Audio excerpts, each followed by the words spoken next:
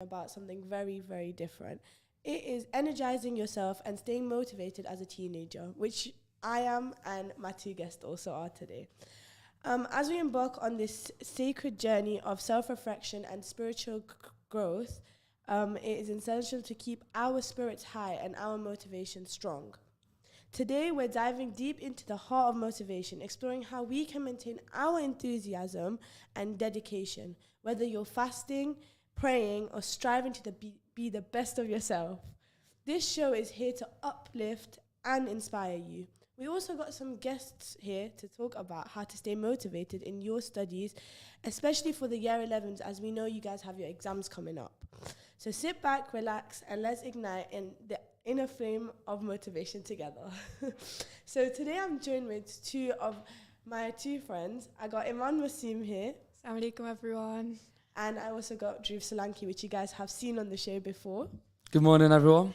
So today, these two are here to talk about their journeys and motivation and their differences. But before we start, like I did on my last show, I want to talk about Ramadan. So let's start with Imaan Massom. Imaan Massom, how's your Ramadan going? How is it fasting? And how does it feel now that the holidays are here? It's going good, actually. Because the teachers keep telling us, you need to revise. So when we have Ramadan and I have extra time to, after Maghrib or after Isha, I just sit and revise and stuff. So you think it's been a good motivation for you? Yeah, it has, because I don't know why, but for some reason, I've had a lot more energy this Ramadan. I think because the fasts are so much shorter this year. Yeah. And Dhruv, obviously you're not a Muslim, but I'm sure you're surrounded by a lot of non-Muslim, Muslim friends, like myself, and I'm sure you have other friends at college as well that are Muslim. So how is it being around them? What have you learned? How is it seeing them in their element of fasting? And I remember I said it, I mentioned it last year as well. Majority of my friends, especially at Judge Meadow, for those of you that don't know, I'm one of the Judge Meadow alumni. I left in June last year after GCSEs. And growing up having Muslim friends, it was very, very interesting to see them and what they kind of go through every Ramadan. And that just, it blessed me in a way to look up my own religion a bit more, look and kind of deep my religion a little bit more, understand Islam more, as well as understanding my own religion more. And especially every Ramadan, I try and fast as much as I can. I think I did 3 days last year, and normally my mum joins me on a fast because my mum's got a lot of Muslim friends as well. So we'll be doing a couple of days this year, and looking at them, pray 5 times a day, daily, and especially during Ramadan, all my friends, they're more, I don't know the way to put it. They're a lot more spiritually connected. Yeah, exactly. That's the best way to put it. Spiritually connected. So hearing the way they speak about their religion, I'm there like, wow, I've never seen and I've never had it from that perspective. And I remember sitting. I still remember this day so vividly. We were sat in the LRC at Judge, and we were this was during Ramadan as well, and they were just talking about why Ramadan became a thing, educating me about what Ramadan actually is, and there's nothing much very similar in my religion, but I remember them telling me, and we're kind of bouncing back and forth about what Muslims believe in when it comes to, I don't know, life after death, what Muslims believe in death, how they view things, during Eid as well. They were explaining what they get up to in Eid, and Eid is very similar to Diwali, what we celebrate, and of course all the scrumptious food that we all bring out. But yeah, on a spiritual level, I feel even though I'm not Muslim, especially when it's Ramadan, especially because I grew up in the Evington area, I've always felt a lot more connected to my religion during Ramadan as well. And I think Allah Mubarak, that is what Muslims try and do. And I think hearing your conversations made me so happy that our Ummah is actually blessing everyone with this much knowledge. And it's so great to actually know that it gives you that bond with your own religion. And I think for us Muslims as well, that is what Ramadan is about, creating a better bond with God and making our deen stronger. And I think this Ramadan is something that everyone has tried to do, because I know from myself point of view, that is one thing I have been on about, is making my own deen stronger. I don't know about you, Imam Massom, but it's also about like inspiring others, because I have a lot of non-Muslim friends as well, and some of them actually choose to fast because they want to see how it feels. One of my friends, she's actually going for 7 fasts this year. So I remember one of my friends as well, she's non-Muslim, but she's so interested in the religion. It's so nice to see these people like Dhruv himself as well, who just want to be part of the religion. Like, they want to know all these things, and it's like, it's not us forcing them to know, it's them asking and them trying to find out what's going on. But enough about that. Let's dive into our conversation of today's show. So the first topic I want to cover is understanding motivation. So, Imaan, Massom, can you tell me what motivation really is and what motivation means for you? Well, I think motivation, it has like a lot of different aspects. It's just like different behaviors that you can try to do to push yourself and to get the best outcome you can, and of different successes. So like determination and things like that. So yeah, it's really beneficial as well for yourself. So what's motivation for you, Dhruv? Well, motivation to me is determination and dedication to a certain something. Yes, you can be motivated to more than one thing at a given time, but I think the whole concept of motivation is that you've got one goal, and that's the goal you're aiming towards. For example, I myself, I'm a big gym goer. I'm a big gym rat, and I think with motivation, it's about being goal orientated, and going through life having certain goals. I think that's the way to go. So, no matter how young you are, no matter, I don't know, one of your goals could be to your dream job. You want to aim for your dream job. In this state where we are now, we're all students. So for me, I've finished my GCSEs. So dedication comes from that. It's being, motivation comes from being dedicated to one thing. So that's what motivation means to me. 100%, yes. Taking in what you both said, I think they're very key points. But I want to know, like, from both of you, what motivates you to do what you guys do? I think for me, for myself, it's intrinsic. So it's in me. So knowing that, like, I can do it and I've done it before, that I've had good exam grades and I can do it again. So I just have to push myself. I think that's what motivates me the most. Because, like, if I've done it before, then I can do it again, especially for my GCSEs this year. That's fine. And for you, Dhruv, what would your answer to my question be? I think, well, I come back to what I previously mentioned about having goals. I think, especially when you get into teenage years, that's when you start setting your mind in stone about what goals you want. What do you want to be in life? And I think you can either take that on a deeper level about what you really want to be, or you can think of it as a short-term goal. Right, okay, what am I today? What do I want to be tomorrow? What do I want to be next week? You want to kind of look at that and build kind of time frames in your head. Where can I see myself the next 5 years? And actually, there's a quote and I actually live by, and it's a quote about motivation, funnily enough.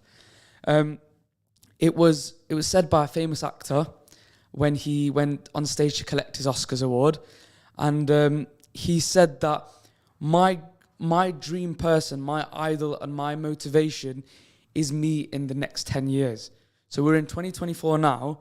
So for me, my idol and my dream person is Dhruv Solanki in 2034. And I'll never get there and I'll never be that person, but that's what motivates me to try my best to become that ideal person, if that makes sense. I think that is probably one of the most inspiring things I've ever heard in my life. Like, the impact that quote has. But before we carry on, I do want to say, This is an interactive show, guys. So if you guys do want to call in or leave us a message, the number to call in is 0116 4822 086. That's 0116 4822 086. And if you guys want to send a message on WhatsApp or a text message, the number to message is 077 488 55055. That's 077 488 55055. Please call in. Say in Quran, Surah, Ayat, Dua, whatever you guys want to say. If you guys have a message that you guys want to ask Dhruv or an Imaan, Massom about something that you guys need help with, if you guys are year 11 students, or if you guys are going to do your A-levels, or even if you're picking your options like me, then if you guys just want to call in and ask them, I'm sure no one will hesitate on helping you guys out. But back to what you guys are saying, sorry. But yes, Imaan, Massom, let's go on to you. And I want to ask you, what ways do you think leads you into revision? Because obviously I know you're a year 11 student with her GCSEs around the corner. So what helps you do your revision? Like, what kicks off your revision start? So you know what, with me, sometimes I get, and obviously this isn't everyone, but sometimes I can get really lazy, and I just put off my revision, just like not do it tomorrow morning comes, and then I'm just like, oh, I'll do it today night, but then I don't do it. But you know what, with me, it's like, for me, it's like, I don't want to self-sabotage myself, if you get what I mean. So right now, the only thing that is stopping me is me, and that's what I, like, a quote that I live by, because like, you can push yourself to be the best you can, only if you start now. And if you start now, you can do it. So that's why I always just like try and push myself. And also inspiration from other teachers. Like they know that they can see the potential. And obviously they tell me that just carry on, just try your best and revise and start from now. So that's what pushes me. Yeah. Who would you guys say was your biggest like people who helped you for you, obviously, when you were doing your GCSE? Who do you think was the one person who you always could go to for advice, and that you knew that when you went to them, you'd listen to them? And for you now, who do you feel like is the person that is helping you?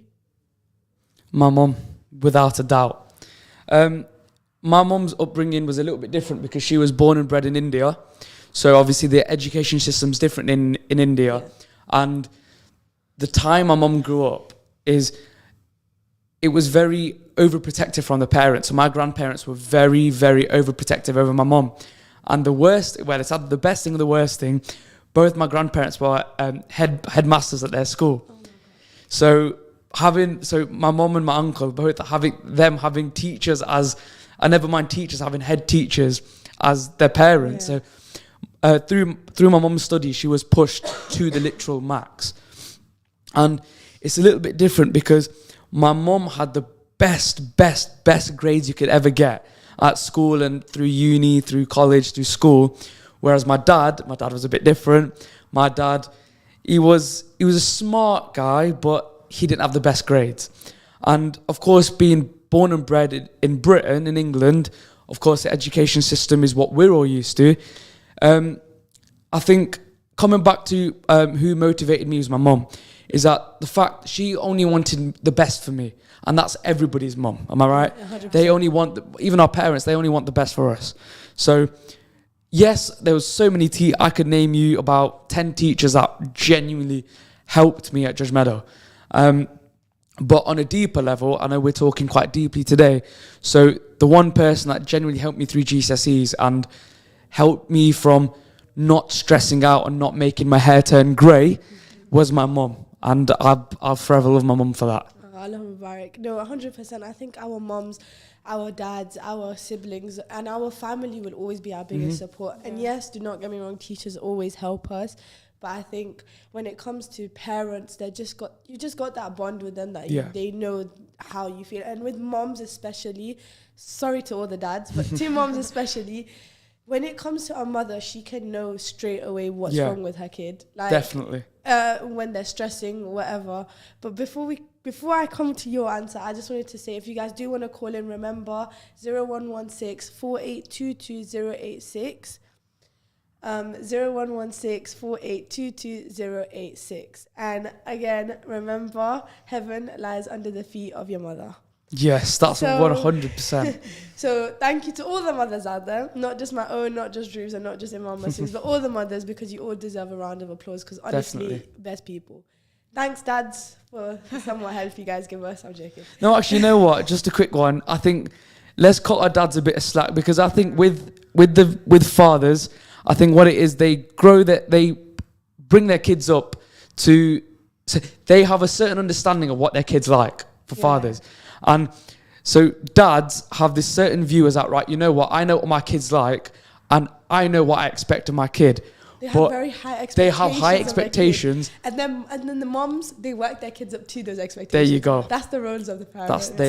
That's exactly what it So, is. Imaan Massom, who's your motivator? I think for me, it's the same as well. Obviously, my mom, my family, as well as my friends. And, with me, it's like my friends always try to push me to be the best I can. And obviously, that's why it's so important in having friends like that, because sometimes when you have friends that, they don't really care and stuff, you just feel like if you've got a good grade, you're happy to tell your friends. But when you've got friends that don't really care about You take the mick out. yeah. So yeah, but I'm so happy that my friends, they always, every time I get a good grade or when I do something good and I tell them, they're always happy for me themselves. And also my mom, she is like the main reason, because she pushes me to be the best I can. She's like my biggest supporter as well, and that's for everyone as well. Yeah, 100%. And for her, growing up, she had to do everything herself. She was really independent. And because she raised me to be like that as well, obviously I don't want to let her down. And that's why, that's basically my motivation too. Yeah, 100%. I'd probably say the same thing as my mom, my dad, my siblings. I think they just have such a big impact. And then obviously seeing my older sister, how she got good grades as well. Yeah. And it just gives me that thing that I can do it as well. If she can do it, I can do Yeah. it. And my parents always tell me that if she's done it, you can do it 10 times better. Because your education is so much better than hers. And it'll always be better because you've got the newer technology. Yeah. You've got the newer stuff. Definitely. So it's one of those things. But no, 100%. I feel like mom is a very good. But our dads do help us. Definitely So do. we're not cutting no dad no slack, because you know what, they do help us. We're not saying anything to you, the dads. We love you guys all as well. But moving on, I wanted to go more into the spiritual depth of motivation and obviously the Islamic viewpoint. Yeah. And Drew, this is a moment for you to also learn and take in everything as well. And I also wanted, after I give you these few hadiths and stuff, I want your impact on what you think, because we're going to give you the translation as well. Okay. So I want your impact on that. So, but remember, guys, do call in. Our studio line is 011648228086. That is 011648228086. Or you guys can send us a message at 077 488 55055. That's 077 488 55055. So, the last Prophet Muhammad sallallahu alaihi wasallam, peace be upon him, quoted in a hadith regarding seeking refuge, and is elaborated. We need to make dua constantly. It is the utmost significance that we turn to Allah subhanahu wa ta'ala for every little wish, because at the end of the day, He listens to everything we say. So if you guys ever feel demotivated, or if you guys ever just have that laziness that just kicks in, here is a dua that we want to share with you guys to help you. So the dua is Rabbi inni lima anzalta ilayya min khairin fakir, and this means, my Lord, I am in truly great need of any good that you might send down to me, and that's actually from the Quran. And I think this dua is just really powerful, because knowing that God can help you and will help you, it's more comforting to know that you have somebody that actually will help you and has the power to. And also, obviously, doing stuff yourself as well. Obviously, we're not saying don't revise. Obviously, revise, put in the effort as well, but just know that God is there and you're not by yourself. So even if you feel overwhelmed or stressed and things like that, obviously when it comes to exam time, just know that you're not by yourself. Everyone else is obviously the same, but obviously God is with you. So yeah, just don't feel. I think one thing for Muslims especially is we can always turn to Allah. Like, it's literally, all you have to do is during any namaz, or you can even go do a few nafils during tahajjud, just go pray, just sit there and pour your heart out to him, because when we say no one's there to listen to us, we forget that sometimes Allah is always there, because he is everywhere. He hears what goes on in our heads. He knows what's happening to us. And I think that's what we need to do. We need to just let our emotions out. And if we want to let them out, but we're too scared to express them, let them out to Allah. And I'm sure for you as well, you can always go talk to your God and like obviously express yourself. So now that you've heard the meaning of this dua and the backing of it, what do you think of it? First of all, hearing that, I was quite touched. It's beautiful with the way it's put as well. I couldn't agree more. The fact that but in both in the Hindu scriptures and the Sikh scriptures, so in Sikhism there's the Guru Granth Sahib Ji, the book that is spoken from all 10 gurus, and then in Hinduism there's a scripture called the Bhagavad Gita, right? And that's a conversation from between God and one of God's disciples, and it's a conversation, the disciples saying to God that, look, I'm stressed, I'm anxious, I'm worried, I'm not motivated, funnily enough. And God's just saying, look, you're not motivated, you're stressed, you're anxious, come talk to me. Pour yourself out to me and you'll feel better. And I think I can agree more. It's like, for example, in the Guru Granth Sahib Ji as well, there's certain different parts of it you can read, you can listen to depending on what you're feeling. If you're feeling anxious, you'll read a certain part. If you're excited, happy, you'd read a certain part. If you want advice, you'd ask for a certain part. It just depends on what you're feeling. Yeah. And always, whenever I'm feeling down, and if it's something that I just need to be by myself, I'll always talk to God about it. Yeah. Don't get me wrong, I've got so many friends that say, Dhruv, if you're feeling down, whatever you're feeling, talk to me. But in terms of pouring myself out to God, it means a lot to me. We're going back to the friends thing, because you were also talking about your friends' impact on you, and obviously now you've mentioned friends. This is what we were talking about on my previous show as well. Guys, go watch that as well. But that was what we were talking about on my previous show as well, is the fact that friends have such a big impact on our lives, and we don't even realize how much of an impact, like the bad ones and the good ones. And one thing that I want to go on moms is they'll always pick out the fake friends. They know. They know. 100%. They know from the get-go. I don't know if it's just for girls and boys. No, it's for all of us. Yeah. But mums know from day one. When they meet someone, they know that's a bad apple or that's a good apple. But yeah, guys, again, please call in if you guys want to say a Quran recitation. The line is 0116 4822 That's 0116 4822 So back to the du'as. There's another Quran verse that I wanted to share with you guys. It's Finni mal ursi yusra. This means, verily with hardships comes ease. Now this one I've heard, and I actually love this one for myself. It's one of my favorites. It's because the meaning of it is so small, but there's so much to it that it has a big impact. Really big impact. Do you want to talk about it a little bit? So I heard this Quran verse, and like once I heard the actual meaning of it, I was just like wow, because it's so small but it has such a big impact, and it basically symbolizes motivation, because even when it just reminds me that when you're going through something tough and you're suffering, that there's always going to be light at the end of the tunnel, and that God is with you. So just carry on doing your best and trying your best, and God is always with you, because you're not by yourself in any of this. Yeah. I think from a Muslim point of view, I feel like when I got back on my deen and I started praying all my namaz, especially when I started making all my du'as again, and sitting on the prayer mat and just being because there's we have 5 times a day that we pray, right? Yeah. And obviously during those 5 times when you pray, when you're sitting there, it is a one-on-one connection with Allah. It's literally you and Allah, no one else. And it's you talking from how you feel. There's no one there to judge you.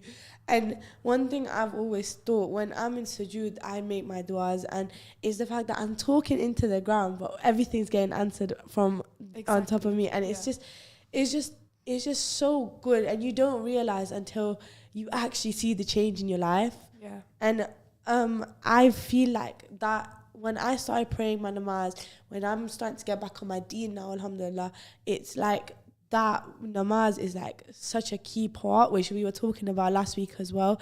But this Quran verse has so much impact, and like you said, there's always a light at the end of the tunnel. Do you want to add anything for that one? No, not really. I think, no, I've not really got much to say. I think when it comes to, was it hardships in life? Yes. It mentioned, yeah. Every time a hardship gets chucked at you and it kind of disrupts your continuation of going through life, your flow of life. I think what I believe, I don't know if you believe this, but what I believe is that that's God's way of saying, right, I want you to deal with this. If you need help, I'm here. Absolutely. Right, but just exactly like you said, there's a light at the end of the tunnel. God's got a gift for you waiting. Yeah. He said, right, here's a small test for you.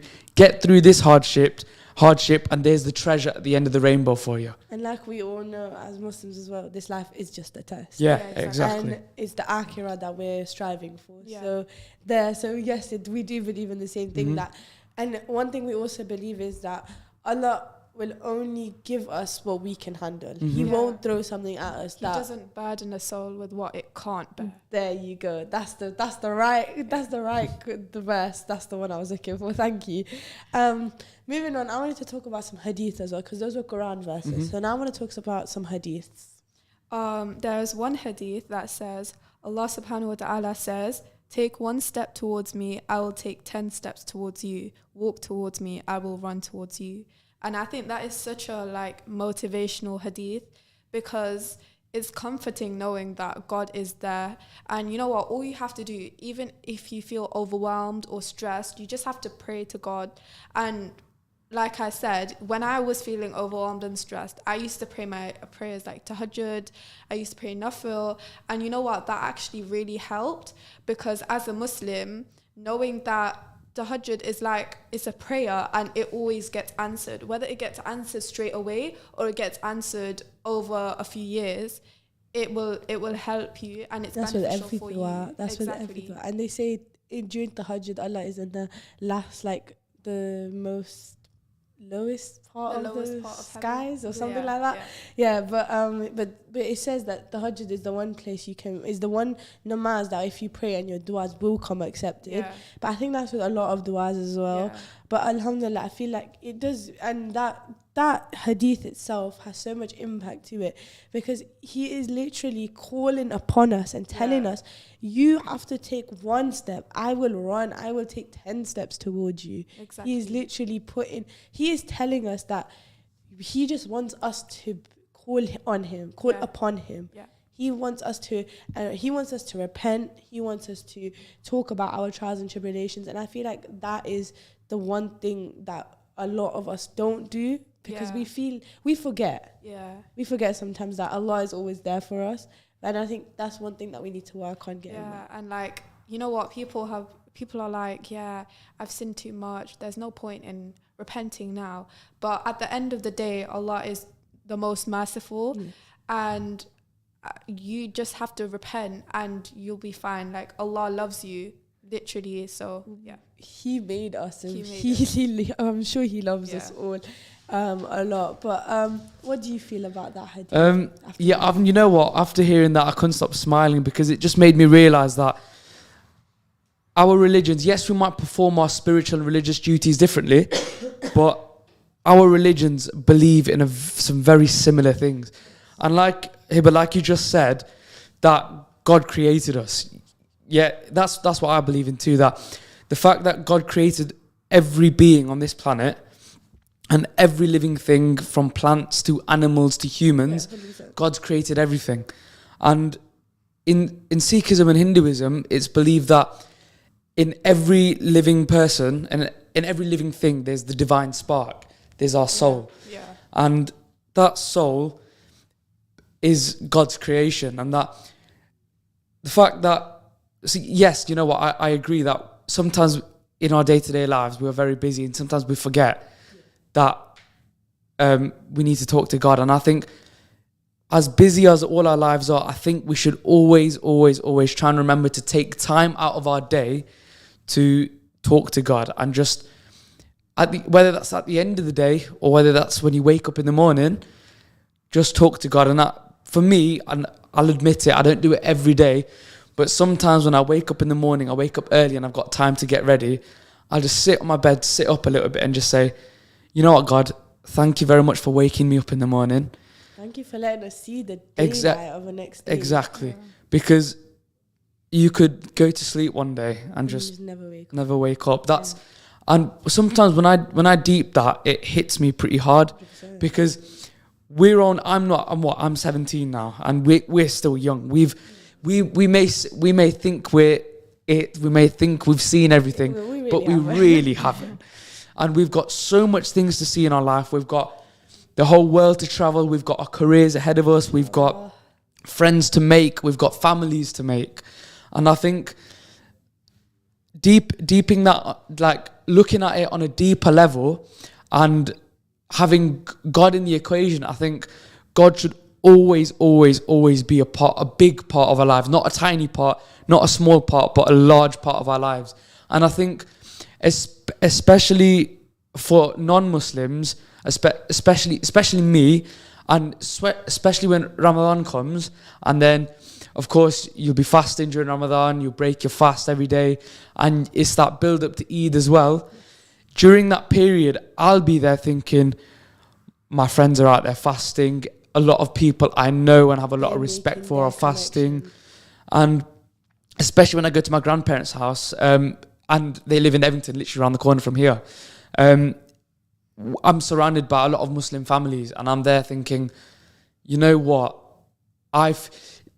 Seeing everybody fast, I feel closer to my God watching them fast, and that's what pushes me. That's what motivates me to fast when I can, because I think. Can I get a little bit of an explanation of what fasting means to you? Because I really want to know what fasting means to you. So for me, I was going to say this anyways, but fasting for me means like, it's not just not having food, not having water. It's also the fasting of the eyes, fasting of the tongue. Because, you know, when you're fasting, you can't like use foul language. You need to keep your gaze low. So what I think when fasting, it's just like getting more closer to God, and just like getting closer to your deen and praying. And it's a month of charity, and it's a month of prayer, and it's basically for Muslims to improve, and it's a month so that we can all do better. Yeah, 100%. What about you? For me, fasting it's a few things. For me, it's obviously it puts me in the position of the people out there who don't have as much as we do, and it makes me appreciative of what they don't have and what I do have. So the people everywhere around the world that are suffering, that don't have food, don't have water, who are opening their fast with just the water from the rivers and stuff, and it makes me think to myself that, wow, I am so lucky that Allah has blessed me with so many blessings in my life. And also, it again, like she said, that it also has such a big impact on like how I see and how I become closer to Allah. Yeah. But moving on, let's carry on talking about revision. And obviously this show is mainly to help the year 11s and the future A-level students and with that.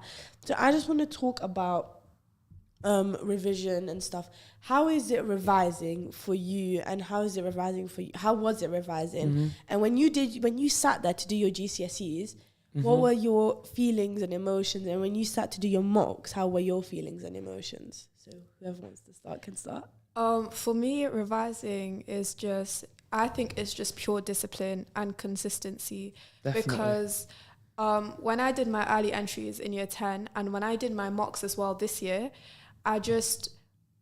discipline was the main thing, because without discipline and consistency, you won't be able to revise properly. So just doing a little bit every day, doing at least half an hour every day, it just helped me a lot. And yeah, it just improved my grades a lot as well. Mhm. So yeah. In terms of revising, a piece of advice for younger years out there: do not leave it till too late. Trust me, do not leave it till too late. Take that in as advice for myself.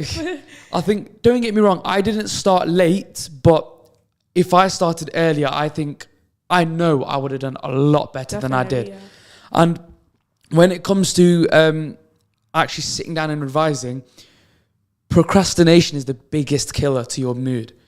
And the fact, I don't know, Monday afternoon after school, you come back from school, you're tired as it is. I respect that. And we've all been through it. We've come back from school, we're tired. I understand that. But having that motivation to be able to sit down and revise, and the second you think, oh, you know what, I've got maybe 2 hours, maybe in an hour, maybe in 2 hours, because that hour will turn into 2, turn to 3, then mum will call you for dinner, and then you'll sit down and watch TV, and then you go upstairs ready for bed and get your school stuff ready for the next morning. So that's a whole day of revision gone. So make sure you make a timetable. That's what helped me the most. I sat down with my mum and I said, right, let's have dinner at a fixed time every day, which we did. And so then I can play around that to be able to revise every day the same time. And yes, I'm not saying, and another piece of advice, do not sit for 4, 5, 6 hours on end straight, because that will be the biggest mood killer, and you'll be falling asleep halfway through it, and you won't retain half the knowledge that you would have. And a technique that I recommend is called the Pomodoro technique, which is you revise for 25 minutes and you have a 5-minute break, whether that's you go pray, or you go for a quick walk outside, you go for, I don't know, you meditate, you go for a kickabout in the back garden. Or I know I moved my office down to my dining room downstairs. So I used to work upstairs in my room, but I moved downstairs into the dining room because I thought there's a lot more natural light downstairs than in my room upstairs. And natural light's a big thing. When you're revising, it helps you concentrate better. And I play a lot of darts. I play darts a lot. And my dartboard's in my dining room downstairs. So in my 5 minutes, I used to get up, have a bit of a shake just to loosen me up a little bit. And then I'd just throw a couple of darts, have a drink of water, have a bite to eat, and sit back down and always say, right, Dhruv, grade 9. I didn't get one grade 9, if I'm being honest with you. But that's what pushed me to be able to revise. It motivated you. Yeah, that's exactly what it did. It motivated me. What about you? So I've heard about this technique, actually. We learned about it not too long ago. And how about you? What is your best revision technique? For me, I don't think I have a technique, to be honest. I just go with the flow. So I make a timetable, obviously. So it's structured. My revision's structured. And then like the areas that I lack in the most, that are my weakest subjects, for example, geography, Spanish, subjects like that, I base my revision on there. And especially the weakest topics in core subjects like maths and science as well. And you know what, with me as well, for motivation, it's like when I lack consistency, it's like pain in regret or pain in discipline. So, you know, for me, I'd rather be annoyed and do my work, or annoyed and do my revision, I'd rather do that than be annoyed that I didn't do anything. 100%. Because I know when I don't do anything, I'll just be like, oh, I should have done it. I could have done it, but then I didn't. So, yeah. No, so if I'm taking in what both of you said, and obviously I'm still just 14, and I still have a few years before I get to my GCSEs. But obviously we started picking our options and stuff, and it's been... Just to pick options has been so stressful. And I'm just like, what? I can't believe that I have a GCSEs in the next 2 years.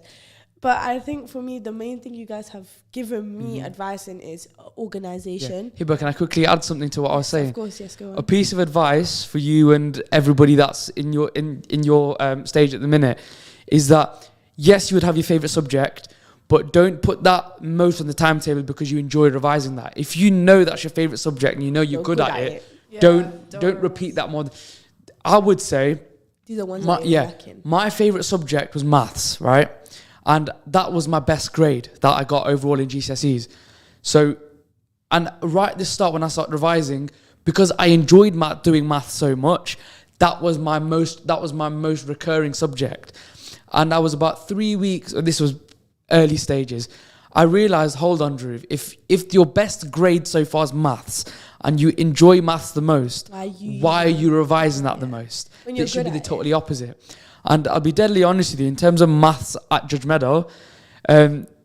Desi and Mr. Patel were my biggest motivators. And I'll be honest with you, from the start, from day one at Judge Meadow, I was set one in maths. And Mr. Abu Baker in year 7, Mr. Patel in year 8, Mr. Patel again in year 9, Mr. Desi in year 10, and Mr. Desi in year 11 again. But this is, in terms of maths, this is what got me my grade 7. And I know for a fact, I was in a bit of a low point in terms of my maths grades. And I got a reoccurring low grade in maths. So Mr. Desi sat me down. I was in set 1 at the time. This was in year 10. Oh, this was the end of year 10, just in the start of year 11. And me and Mr. Desi, we got on really well. And I loved him to bits. So we had a conversation and he said, Dhruv, I love you to bits, Dhruv. I don't want to move you down. And I was like, sir, I don't want to move down. But look, at the end of the day, you're my teacher. You've got my best interests at heart and you're the head of maths. You make a decision and I know that'd be the best decision for me. So it was the day before I started year 11, so after the summer break, I looked at my timetable and I've seen Mr. Patel's name on my timetable for maths. It was a bit of I moved down to set 2. It was a bit of a bummer, don't get me wrong, but I took that and go, you know what, I'm moving, whether anybody likes it or not, I'm moving back to Mr. Desi's class. And I worked my whole body off and I was killed at the end of it, and I moved back up to set 1. I got a reoccurring set. I got grade 9, grade 8, grade 9, grade 7 in maths. And Mr. Desi came back and said, Dhruv, you've turned into a whole different person. That was, for just one subject, that was my biggest motivation. That's what it was. It was the fact that I got moved down and that incentive in me to move, wanting to move back 100%. Up. Oh, but that story is just so great. The fact that it's the effort and the work you put in. Definitely. When you have a goal, the more you work to it is the only way you're going to make it. That's the biggest way to motivate yourself, having a set goal. Yeah. Well, guys, we're coming to our end. We have 2 minutes left. Show that's gone quick. Flew by. That was, I think, we had so much to talk about, and I feel like we had such a good roll on it. And alhamdulillah, I think the show went so good. And again, I just want to say thank you guys for coming on, because again, I had a whole different show plan and the guests fell ill, no badding to them, but you guys stepped in the last minute. Both of you, Dhruv, thank you. I know you have a very busy schedule, and Imaan, no I know problem, you're fasting. 10 a.m. on a Saturday, not a good time, but thank you so much. I just wanted to say, what I've taken in from this is, obviously, organization is the best thing. Keep yourself organized, and especially during the month of Ramadan, when you do have free time, do try your best to revise and do the most you can. And then, did I say Saturday morning? I meant Sunday morning. Sorry, guys. But yes, that brings us to the end of the show today. I hope you guys found some inspirational and educating and encouragement on our discussion today, for staying motivated. Remember, guys, motivation is not a feeling, but it's a mindset. A choice we make every day to pursue our goals and draw closer to Allah. As we continue on our Ramadan journey, let's hold on to that spark of motivation, knowing that with faith and determination, we can overcome any challenges. Thank you to my guests once again. Thank you very much. I hope you have enjoyed our conversation. Yes. I hope you guys had fun coming up. Thank you to the producer, my father. And join us again next time, inshallah, for more uplifting conversations and insights. Also, I want to say, until then, may your Ramadan be filled with blessings, peace, and renewed motivation. And again, once again, Ramadan Mubarak. Thank you guys for coming on. No problem. One more time. Anytime. Honestly, means the world. And I don't think the show would have been any better with anybody else. But guys, do remember, I will be back here next Sunday, 10 a.m., same time, for another show, another inspiring show, I hope. And I hope this show did inspire you guys at home, you listeners who did listen and are going to listen. And I hope everyone does enjoy our shows. And thank you guys one more time. No problem. Thank Feel you very free much to for come having on the us. show